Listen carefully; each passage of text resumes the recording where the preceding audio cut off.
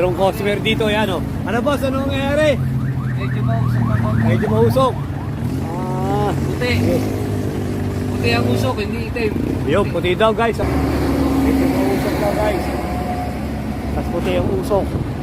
Dapat itim yun eh, wala na. No? Puti. Lalo pagka naka-minor yung nakatigil. Puti ang mga puti. Yan guys, kanina medyo mausok. Ngayon o, wala na o.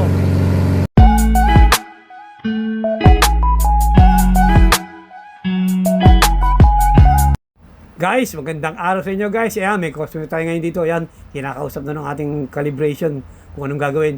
Ayan guys, bago natin malaman kung anong gagawin dito, subscribe nyo muna kami sa aming YouTube channel, EMB TV. Pa-like at pa-share na rin guys. At pindutin notification bell para lagi kayong updated sa mga share na yung video. At ipopost guys, yan. Guys, tatanungin natin yung driver kung anong problema na kanyang sakyan, kung anong papagawa niya guys ha. Okay guys. Anong nangyayari pa boss sa sakyan mo po? Medyo mausok eh. Medyo mausok. Puti. Puti ang usok guys. Injection up yun. Okay, natabi ko lang ng ayos. Ayan guys. Merong customer dito, yan o. Ano boss, anong nangyayari? Medyo mausok ako. Medyo mausok. Puti. Puti ang usok, hindi itim. Yung puti daw guys ang usok. Yan ang gagawin ng ating calibration si Alan. Doon mo nilagay guys para hindi ano. Kita timing. Yan. Puti. Yan, ang hatol ng ating ano calibration na si Alan. Kita timing lang daw. Kasi medyo may usok lang, puti ang usok.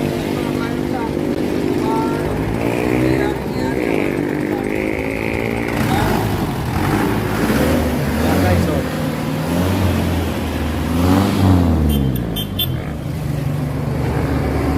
Medyo mausok lang guys. Tapos puti ang usok. Kaya yung gagawin ng Alan, calibration. Stanilo! Ito pa ang pera eh. Pa-timing lang daw guys to kasi medyo puti ang usok, sabi ng ano. Sabi ng driver, hindi-ari. Boss, ano bang makinita boss? Ha? Igel? Guys, 4B E1 to guys. 4B E1. Yan guys, sinisilip ng Alan yung gagawa ng calibration. Yung binihari ng calibration si Alan. Sinisilip niya na yung yung kanyang dapat itatiming. Kasi itatiming dito, ayan, injection pa nga, i-advance timing niya raw. Kasi medyo puti nga araw ng usok, hindi lang natin nakita kanina. Pero medyo puti nga ang usok kanina. At medyo maanong usok, maano sa matayata. Ayun, gano'n. Kasi puti ang usok. Kaya yan, sinisilip ko gano'n. I-advance timing yun. I-advance timing ito guys ha, yung nagpuli ha. Injection pump guys ha, pang 4BE1 to guys, 4BE1. Yan, sinusubukan ng Alan. Sinisilip nyo galing.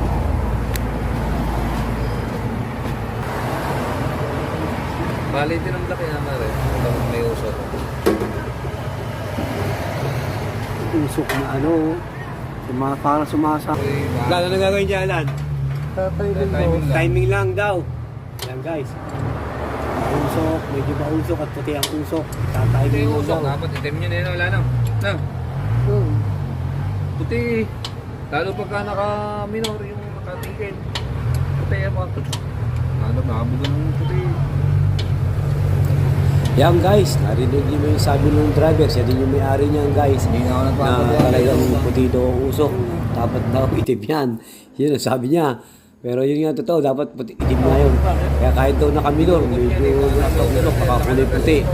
Kaya yan ang nilapit niya dito sa aming ano, sa aming calibration. Ayan guys. Kaya yan, pinatiming ng aming calibration.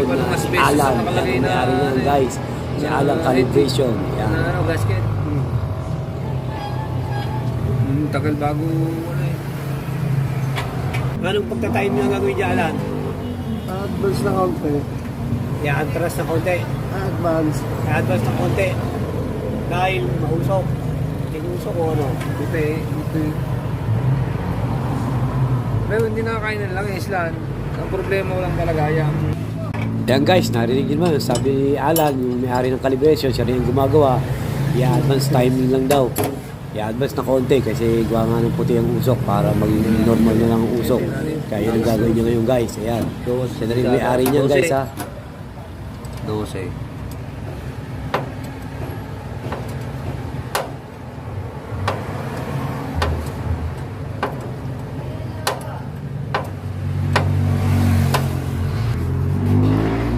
Yan guys, ang mga yabing ginamit dito guys ay 12, 14, 17. Yan ang mga ginagamit nyo dito guys sa pag-ano, yun, pag-adjust, pagta-time ng kanyang injection pump guys. Ayan. Yan gamit yung mga yabi lang dito guys. Ha. Pero pares na sila ng piston ring, no? Guys, ulitin ko ulit ha. 4BE1 tumakina nito ha. 4BE1. O guys, yung mga di pa subscribe sa aming YouTube channel ha. EMBTV. May heater plug yan, o. Pero bang walang heater plug yan. Ayun na. Hindi naman yung heater to. Hindi mo yung heater, pero may heater plug yan. Eh. Oo, pero mga... Pero may kabita siya ng heater plug, ano? Ayun, no? Ayan,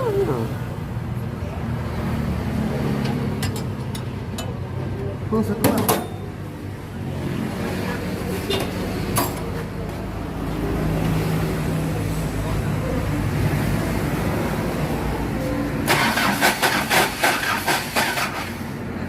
Bitaw.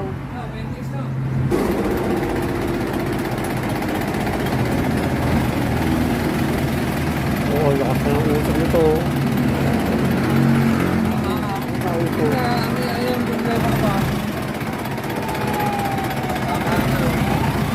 Lalagay ko lang eh.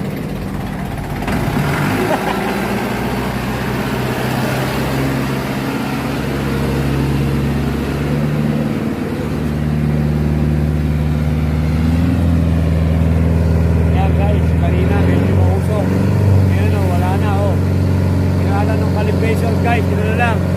In-advance timing yung kanyang yung kanyang injection pump. Kanina kulay puti ang usok niya guys. Ngayon, medyo wala na yan guys o. Yan. 4BE1 to guys, 4BE1 ha. In-advance timing lang ng calibration ni Alan, calibration. Yan ang problema ko din.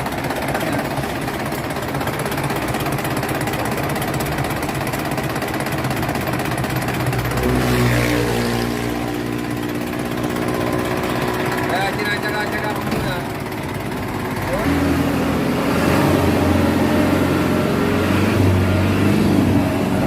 Kaya kanina guys oh. Usok na puti, wala na ang puti guys. Itim na pumalit.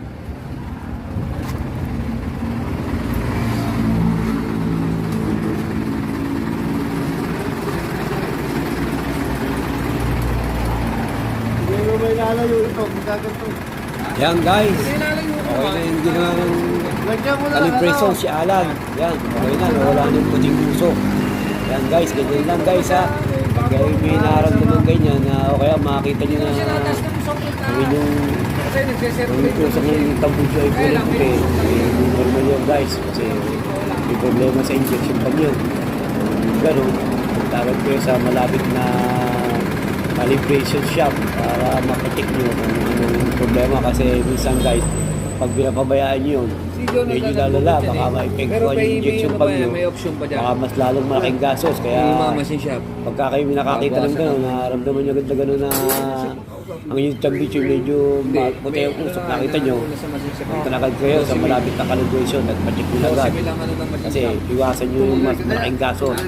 Kaysa dito, meron ginawa lang yung calibration si Alan, tiniming lang niya, advance timing ng konti, ayun. Pagkagawa niya, pagka-advance timing niya, ayun, okay na guys. Naging itim na rin yung usok. Dati, kanina, puting-puti yung usok niyan. Kahit nakaminor, lumalabas, puting usok. Kaya medyo hindi normal pa rin gano'n. Kaya pag kayo nakakita ng gano'n sa inyong mga sakyan na puti ang usok, talaga kayo sa malapit na calibration. Para hindi na lumala guys. Ayan guys ha, isang tip.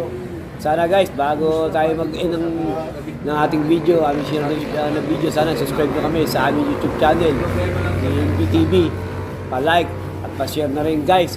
At pindutin nyo yung notification bell para lagi kayong updated sa mga i-share namin video. At ipopost guys para kahit pa paano meron kayong makuha tips sa amin na kapag nangyari sa inyo to, at least may idea na kayo guys. Yan guys, maraming salamat sa mga nanonood guys ha. Thank you guys. Yan, okay na yung ginawa namin. Thank you guys. Okay na yan, okay na.